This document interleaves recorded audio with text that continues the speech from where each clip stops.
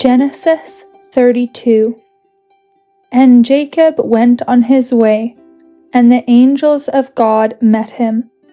And when he saw them, Jacob said, "This is the camp of God." And he called the name of that place Refuge, Machanaim. And Jacob sent messengers before his face to his brother Esau, to the land of Seir, the field of Edom.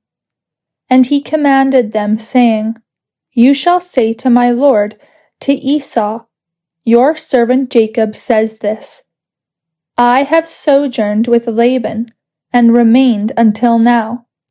And it is that oxen, and asses, and flocks, and slaves, and slave girls are mine.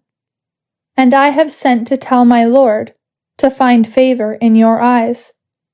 And the messengers came back to Jacob, saying, "We came to your brother Esau, and also he is coming to meet you, and 400 men are with him."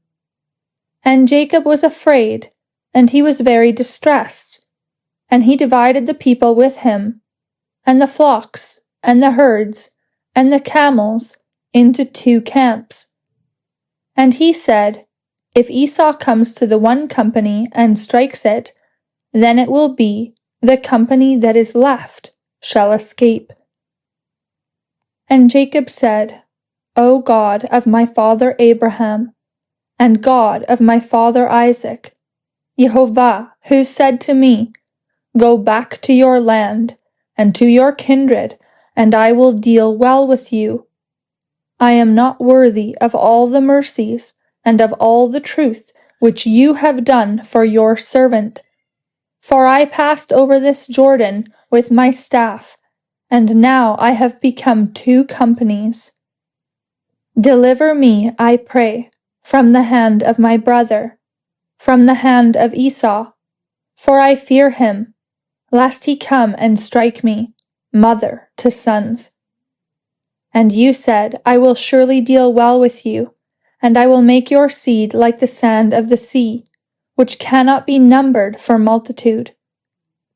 And he remained there that night, and he took a present from what came into his hand for his brother Esau, 200 she-goats, 20 he-goats, 200 ewes, and 20 rams, 30 milk camels with their 30 colts, 40 cows, and 10 bulls, 20 she-asses, and 10 young asses.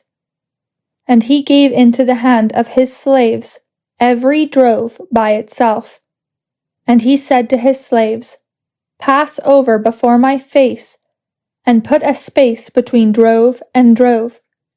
And he commanded the first one, saying, "When my brother Esau meets you, and asks, saying, 'Whose are you, and where do you go? And whose are these before your face?' then you will say, 'Your servant Jacob's. It is a present sent to my lord, to Esau. And behold, also, he is behind us.' And he also commanded the second and the third, even all the ones going after the droves, saying, 'You shall speak this word to Esau when you find him. And you shall also say, Behold, your servant Jacob is behind us. For he said, I will cover his face by the present, the one going before my face, and afterward I will see his face. Perhaps he will lift up my face.' And the present passed before his face, and he remained in the camp that night. And he rose up that night, and took his 2 wives, and his 2 slave girls, and his 11 children, and he crossed the ford Jabbok. And he took them, and sent them over the stream, and sent over that which was his. And Jacob was left alone, and a man wrestled with him until the ascending of the dawn. And he saw that he did not prevail over him. And he struck his hip socket, and Jacob's hip socket was unhinged, as he grappled with him. And he said, "Send me away, for the dawn has risen." And he said, "I will not let you go unless you bless me." And he said to him, "What is your name?" And he said, "Jacob." And he said, "Your name no longer shall be called Jacob, but Israel, because you have persevered with God and with men, and have been able."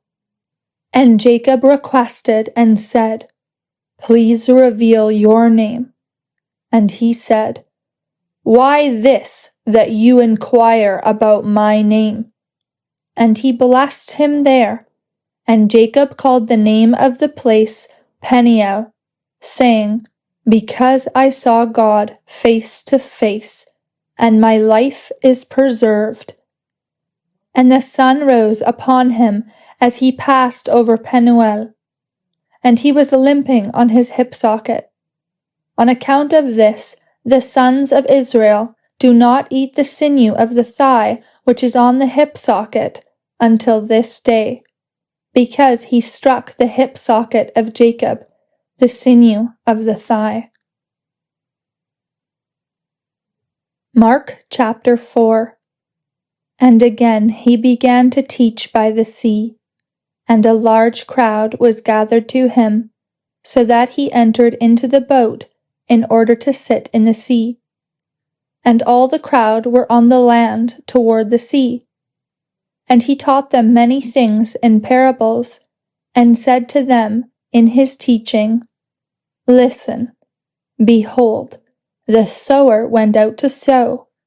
And as he sowed, it happened that one indeed fell by the wayside, and the birds of the heaven came and ate it up. And another fell on the stony place, where it did not have much earth, and it sprang up at once, due to not having deepness of earth. And the sun rising, it was scorched, and through not having root, it was dried out. And another fell into the thorns, and the thorns grew up and choked it, and it did not yield fruit. And another fell into the good ground, and yielded fruit, going up and increasing. And one bore 30, and one 60, and one 100-fold. And he said to them, "The one having ears to hear, let him hear."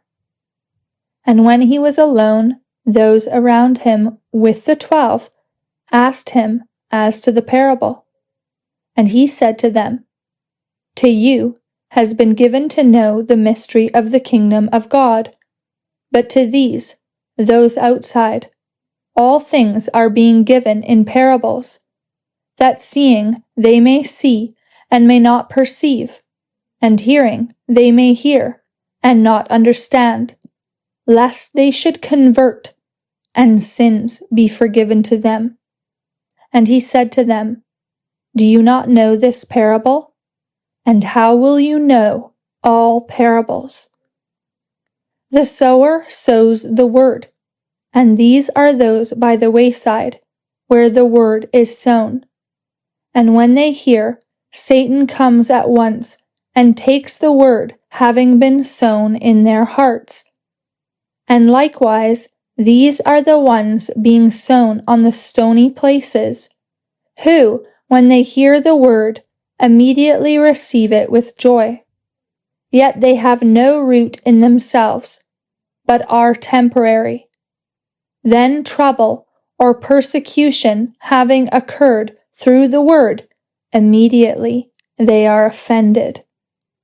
These are those being sown into the thorns, those hearing the word, and the cares of this age, and the deceitfulness of riches, and the lusts about other things entering in, they choke the word, and it becomes unfruitful.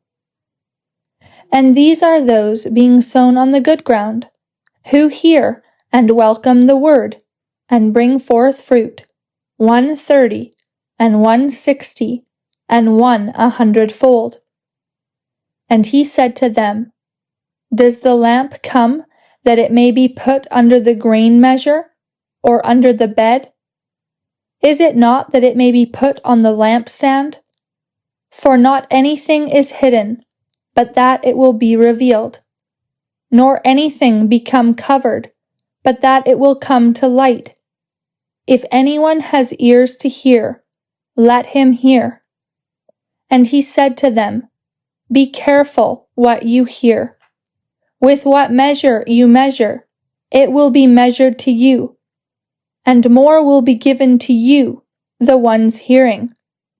For whoever may have, more will be given to him, and the one who does not have, even what he has will be taken from him. And he said, So is the kingdom of God, as if a man should cast seed on the earth, and should sleep and rise night and day, and the seed should sprout and lengthen of itself, as he does not know. For of itself the earth bears fruit, first greenery, then an ear, then full grain in the ear. And when the fruit yields, immediately he sends forth the sickle, for the harvest has come. And he said, To what shall we compare the kingdom of God? Or with what parable shall we compare it? It is like a grain of mustard, which, when it is sown on the earth, it is less than all the seeds of those on the earth. And when it is sown, it comes up and becomes greater than all the plants, and produces great branches, so as to enable the birds of the heaven to roost under its shade. And with many such parables he spoke the word to them, even as they were able to hear. But he did not speak to them without a parable. And he explained all things to his disciples privately. And evening having come, he said to them on that day, Let us pass over to the other side. And dismissing the crowd, they took him along, as he was in the boat, and other small boats also were with him. And a great windstorm occurred, and the waves beat into the boat, so that it was filled already. And he was on the stern, sleeping on the headrest. And they awakened him, and said to him, Teacher, does it not matter to you that we are perishing? And being awakened, he rebuked the wind, and said to the sea, Silence, be still. And the wind ceased, and there was a great calm. And he said to them, Why are you so fearful? How do you not have faith? And they feared a great fear, and said to one another, Who then is this, that even the wind and the sea obey him?